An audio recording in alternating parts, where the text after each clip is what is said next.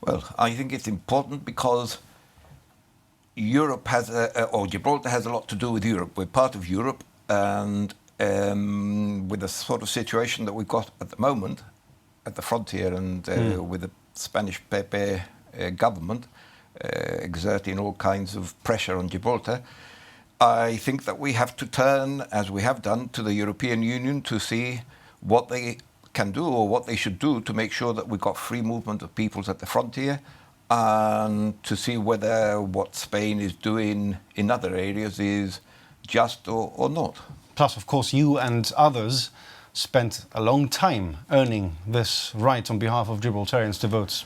That is the other important aspect of this. At one time, we used to have people like Lord Bethell and Alf Lomas, who were sympathetic for different reasons to Gibraltar, and they didn't really have any connection. They weren't our MEPs, but they did defend Gibraltar's rights to a certain extent.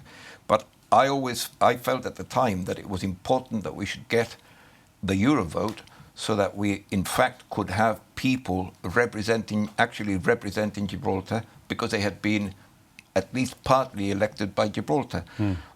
It was a long, hard struggle, I can tell you, and it took, I think it was a total of, I'm not sure now whether it was 5 or 6 years before we got the final judgment from the European Court of Human Rights, and we got our vote. Do you feel that these MEPs are representing Gibraltar adequately, though? Because there's a certain view that most of them, if not all of them, but with some notable exceptions, that they do tend to forget about Gibraltar for a long time, and then they suddenly remember Gibraltar when it's time for the European elections to come around. I agree with you absolutely. This is the case, but part of the problem is that when we started off the campaign to get the Eurovote, what we actually wanted was to be considered for a representative representing Gibraltar as an MEP. Obviously, we didn't get that because we are such a small electorate. So we were put in with the rest of the southwest of England constituency, which is huge. I think the number is about 500,000. So in that context, you have to see that Gibraltar has to be put in perspective. You know, they've got a lot of other people probably after them, the MEPs for the southwest region of England, with all kinds of problems of their own.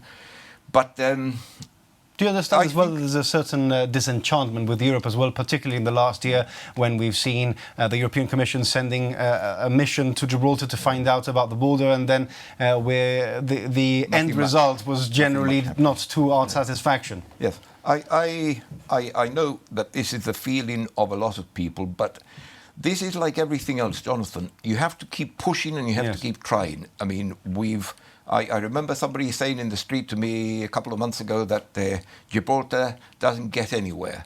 Well, we do. We have to struggle and we have to fight for everything.